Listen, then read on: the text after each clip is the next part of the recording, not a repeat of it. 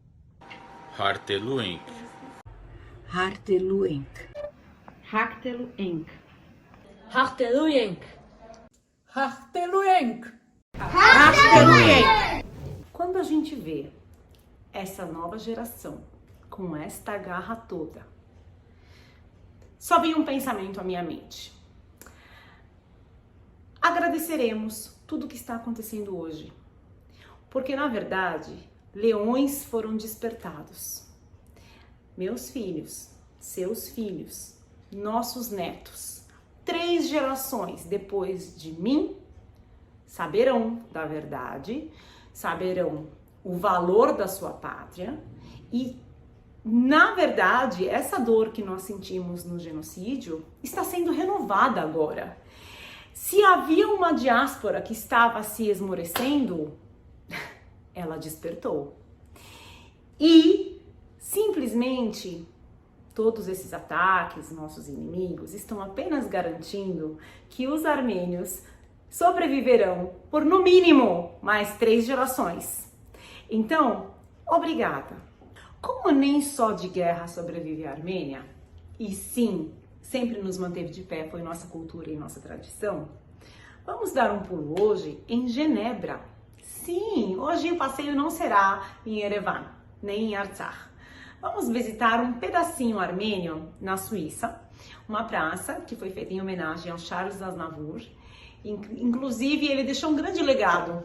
O seu filho hoje batalha pelo reconhecimento de Artsakh, escreveu uma carta super bonita para o Macron, exigindo que Artsakh seja reconhecido, porque a partir de agora, nossa maior luta é o reconhecimento de Artsakh. Então, vamos seguir. César, mostra para nós o que tem de interessante aí em Genebra. Olá, meu nome é César Sarkis Glodian, eu sou originalmente de Osasco, atuei por muitos anos na comunidade armênia de Osasco e morei em São Paulo, capital também, e atualmente eu moro em Genebra, na Suíça. Quero falar um pouco da relação entre Genebra e os armênios, que é uma relação bem antiga. A partir da década de 1880, militantes e estudantes armênios vieram para Genebra e se matricularam nas universidades locais. Naquela época, durante 20 anos, a cidade de Genebra foi o centro nervoso do movimento revolucionário armênio. Em 1887, 6 jovens armênios fundaram aqui em Genebra o Partido Hanchak, primeiro partido nacional armênio. Em 1891 e 1914, outro importante e grande partido nacional armênio, o Tashnakhtsutyun, mantém também aqui em Genebra a redação do seu jornal Trochad. A primeira manifestação de solidariedade da cidade de Genebra para com o povo armênio foi na época dos massacres ordenados pelo sultão turco-otomano Abdul Hamid II, de 1894 a 1896. Esses massacres causaram enorme indignação no Ocidente e, em particular, nesta região da Suíça, onde foram coletadas 400 mil assinaturas em um abaixo-assinado que foi enviado ao Conselho Federal Suíço para que interviesse junto às autoridades otomanas pedindo que cessasse os massacres. Vou falar agora um pouco sobre o monumento que tem atrás de mim, que se chama Réverbère de la Mémoire, ou Postes da Memória. É um monumento que evoca o genocídio armênio e, consequentemente, o mal que um ser humano é capaz de causar ao outro. São 9 postes no total, com 8 metros de altura cada um, mas um diferente do outro. A realização desta obra foi decidida por unanimidade pelo Conselho Municipal de Genebra em 2008, como contribuição ao direito à memória dos povos feridos, num espírito de abertura e diálogo. Ao longo dos anos, a realização desta obra sofreu forte oposição do governo da Turquia e de organizações turcas da Suíça. Em 2015, uma versão preliminar foi exposta no Pavilhão Nacional da Armênia da Bienal de Veneza, e o Pavilhão da Armênia, por causa dessa obra, recebeu o Leão de Ouro como melhor pavilhão nacional da Bienal. A obra de arte foi inaugurada no dia 13 de abril de 2018, com a presença do famoso cantor, ator e benemérito franco-armênio Charles Aznavour, que na época era embaixador extraordinário da República da Armênia aqui em Genebra. é uma obra de um artista franco-armênio chamado Melik Ohanian, que é um artista de reputação internacional, e é uma doação da comunidade armênia de Genebra à cidade. Em vez de luminárias, os postes têm lágrimas cromadas, nas quais o visitante pode ver refletidos o ambiente à sua volta e sua própria imagem. À noite são acesas no chão fontes luminosas de cor laranja e elas se refletem nas lágrimas como se fosse a chama de uma vela. E o poste contém textos em francês e em armênio sobre a questão do trauma e da transmissão da memória.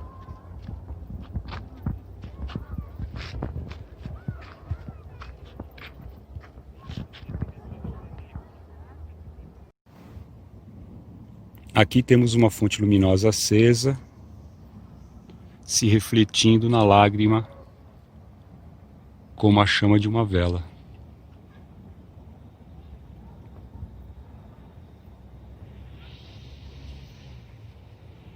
Um fato importante é que em 2003 o Parlamento Federal Suíço reconheceu oficialmente o genocídio armênio. 2 anos antes, em 2001, o Parlamento de Genebra já havia reconhecido o genocídio. Genebra é a cidade dos direitos humanos. Aqui fica uma das sedes da ONU, a sede do Comitê Internacional da Cruz Vermelha, do Médicos Sem Fronteiras e de várias outras organizações humanitárias. Então, nada mais justo que nesta cidade se encontre um monumento como este, os Postes da Memória, que relembra o genocídio armênio e pede justiça para o povo armênio. Espero que vocês tenham gostado desta mini reportagem aqui no Parque Tremblay, sobre a ligação da cidade de Genebra com os armênios e particularmente sobre esse monumento tão bonito. Nossa, já falamos de coisa séria, já passeamos, tá me dando fome. O que será que a gente vai aprender a fazer hoje? Minha amiga Ania Jabarrian, Ronaldo Vassilian foram visitar Deia Chakerian, no Jardim França, e supostamente aprenderam a fazer um quibe de bandeja. Quero só ver. Ani, pode vir aqui no final de semana que eu quero ver o tal do quibe de bandeja, hein? Vamos ver como que se faz um quibe. Conexão Armênia está hoje aqui no Jardim França, zona norte de São Paulo. Estamos com a Deia Chakerian e com a Ani que veio nos ajudar hoje. Hoje a gente veio fazer um delicioso quibe de bandeja, né, Deia? Isso mesmo, daqui a pouco vocês vão ver o preparo. Então, o Conexão Armênia vai invadir a cozinha da Deia, né? Vamos lá!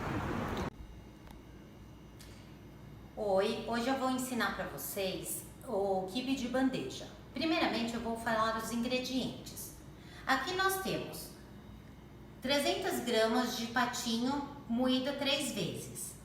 Para essa quantidade de carne nós vamos usar 1,5 copo de trigo. Esse trigo já foi lavado e torcido. Para dar liga, nós vamos misturar a carne, o trigo, um pouquinho de sal e um pouquinho de farinha de rosca. Isso é para fazer a massa do quibe.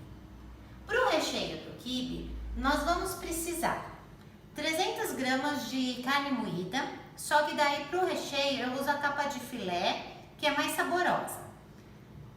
1 cebola e meia, bem picadinha, 1 colher de sopa de manteiga, sal e pimenta síria. Isso daqui nós vamos levar numa panela e refogar e deixar bem refogadinho, que isso que vai dar sabor para o nosso quibe. Agora eu vou começar a refogar a carne para o recheio do quibe. Nós vamos colocar a manteiga, deixar derreter um pouquinho, e em seguida a cebola.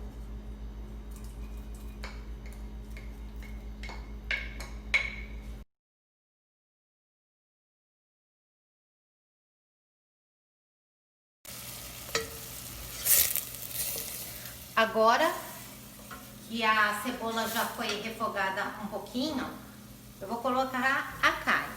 Essa daqui é a capa de filé.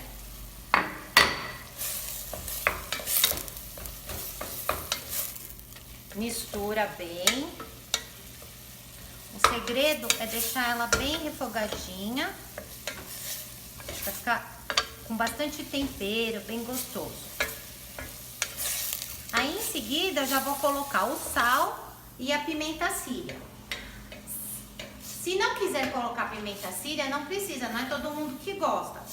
Mas como nós somos armênios, então a gente usa pimenta síria.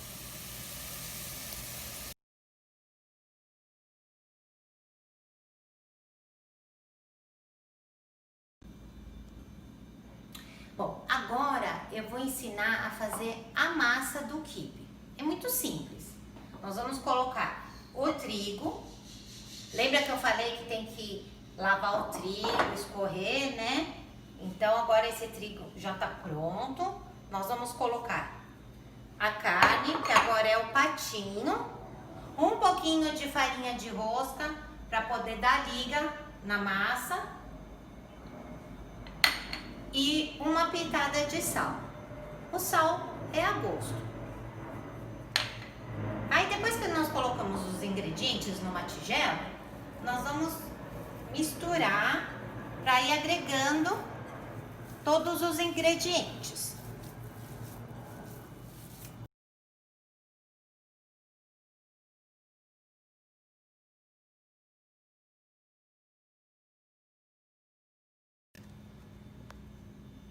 Agora, estou untando a assadeira com manteiga.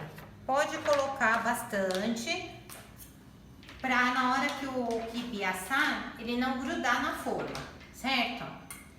Aqui nós temos a massa, que eu misturei a carne, o trigo, a farinha de rosca e o sal. Depois que misturar e ela ficar bem homogênea, colocar um pouco na geladeira, por 1 hora mais ou menos, para descansar. E aqui nós temos a carne pronta, refogada, que também tem que estar fria, o recheio, para colocar no meio das duas massas.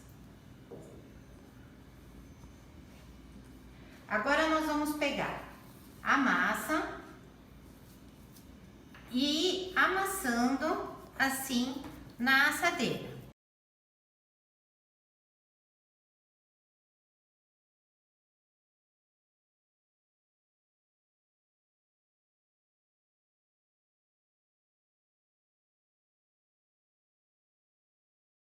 Agora que eu coloquei a massa no fundo da assadeira, nós vamos colocar o recheio.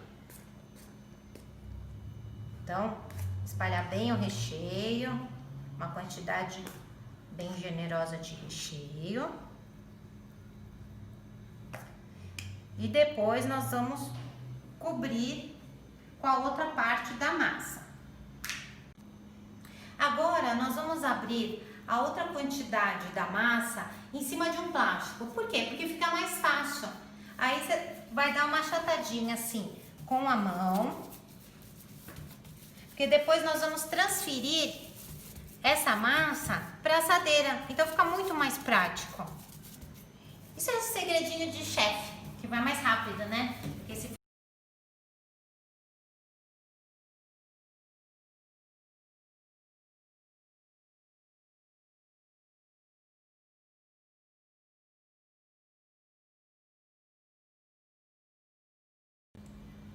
Agora eu vou cortar o quibe.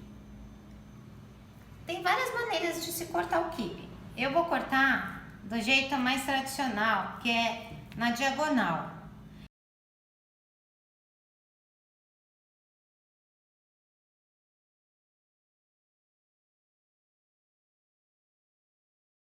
A gente corta o quibe, nós temos que colocar um pouquinho de manteiga por cima e colocar no forno pré-aquecido para assar. Aí depois de uma meia hora, assim, mais ou menos, é só tirar do forno e se deliciar. Agora eu vou colocar o quibe no forno pré-aquecido e depois de meia hora, mais ou menos, ele estará pronto. Depende da potência de cada forno. Agora o nosso quibe está pronto. Estou tirando do forno e é só se deliciar. Agora vamos experimentar essa delícia. E a Ani está com a gente hoje aqui. Vamos lá, vamos experimentar. Muito bom. Molhadinho. Conexão Armênia agradece a chefe Andréia. E até mais. Muito bem, todos alimentados. Agora dá até para falar sobre as notícias. Margrit Veratsian, conta para nós um pouquinho o que está acontecendo na nossa pátria. Conta para nós quais foram as últimas atrocidades, porque o mundo precisa saber. Boa noite, Vartiné. Boa noite, telespectadores da Conexão Armênia. Seguimos as notícias do dia 15 de outubro. Apesar do cessar-fogo acordado em 10 de outubro, durante a negociação de Grupo do Minsk, Azerbaijão reiniciou seus ataques após 5 minutos deste acordo, bombardeando a Catedral Surp-Khazanchezodsk de Xuxi. Logo seguiu a notícia da segunda explosão no mesmo local da cúpula da catedral. Desde 10 de outubro, grupos militares azeri adotaram a estratégia de espionagem e sabotagem para penetrarem no território residencial do Artsakh.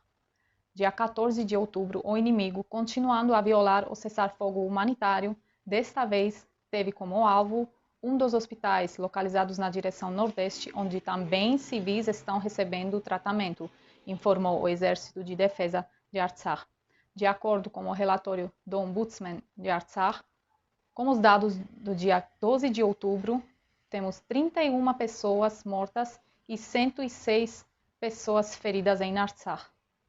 O Ministério da Defesa de Artsakh publicou os nomes de 49 soldados mortos nas batalhas contra o Azerbaijão hoje. No total, o lado armênio relatou sobre 604 mortes durante as hostilidades que começaram em 27 de setembro. O Baku oficial não publica suas perdas militares, justificando estas como o segredo militar do momento. Pela primeira vez desde o início da guerra, a situação em Artsakh foi discutida ontem pelos presidentes da Rússia e da Turquia, aliás, por iniciativa do lado turco. A declaração do Kremlin afirma: Putin expressou esperança de que Ankara, como membro do Grupo OSCE-Minsk, desempenhe um papel construtivo na solução do conflito. Convém lembrar que a Turquia é de fato membro do Grupo de Minsk, mas apenas os 3 países co-presidentes, que seriam os Estados Unidos, França e a Rússia, estão envolvidos nas negociações de mediação. Discussões ativas sobre a guerra de Karabakh continuam em Moscou em várias plataformas. Ontem, em uma entrevista a vários meios de comunicação russos, o ministro das Relações Exteriores russo disse que o melhor mecanismo para manter o cessar-fogo são as forças de paz, ou melhor, como frisou Sergei Lavrov, os militares russos. O Conselho Nacional Austríaco, National Red, aprovou por unanimidade uma resolução condenando a interferência da Turquia no conflito de Nagorno-Karabakh, em particular o fornecimento de armas ao Azerbaijão. Ontem, o chanceler austríaco Alexander Schellenberg afirmou em Viena que, enquanto as autoridades internacionais tentam extinguir essa explosão em Nagorno-Karabakh, com a participação da Rússia, a Turquia inflama o conflito com suas atitudes e palavras. O chanceler austríaco afirmou ontem que a proposta do chanceler Sebastian Kurz é válida. Os líderes da Armênia e do Azerbaijão podem negociar em Viena se quiserem. De acordo com a Reuters, o ministro das Relações Exteriores da França, Jean-Yves Le Drian, condenou o papel da Turquia no conflito militar de Nagorno-Karabakh, dizendo que a Turquia apoia o Azerbaijão nessa guerra contra os armênios locais. Não haverá vitória militar neste conflito. O cessar-fogo deve ser mantido, mas a Turquia é o único país que não quer respeitar o cessar-fogo, disse Jean-Yves Le Drian, após uma reunião conjunta com seus colegas alemão Heiko Maas e polonês Zbigniew Rau em Paris.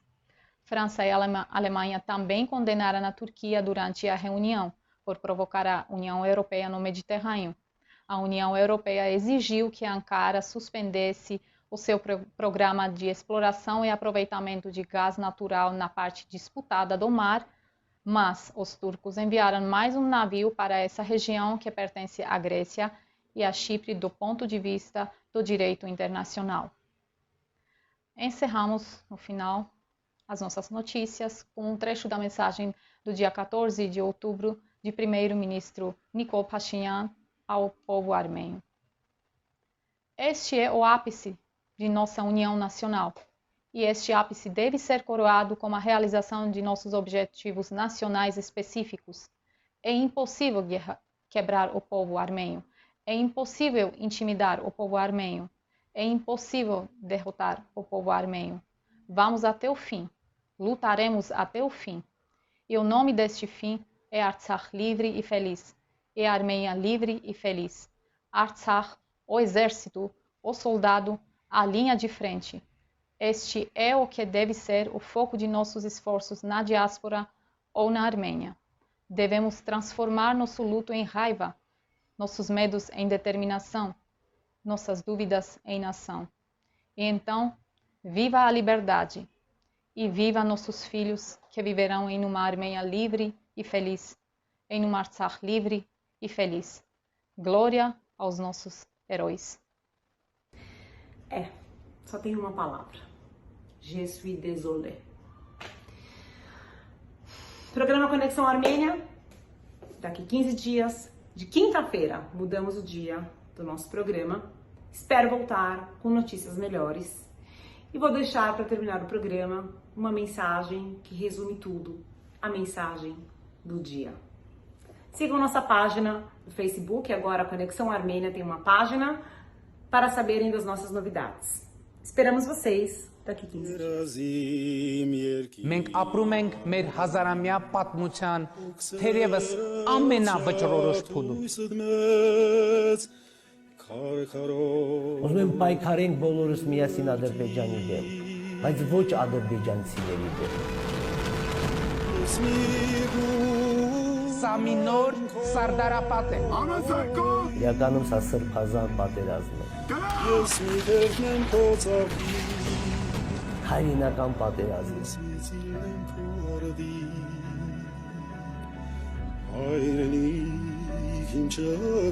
Մենք անպայմանորեն կհաղթենք ու չկասկածեք, մենք անպայմանորեն կհաղթենք։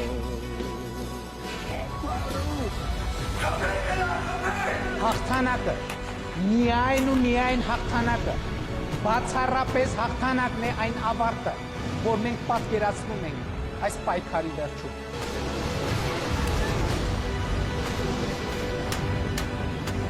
Փառք ընկած հերոսներին, փառք հայոց հաղթական բանակին, փառք հաղթական հայ ժողովրդին։ Հաղթանակը մերն է լինելու, չկասկածեք։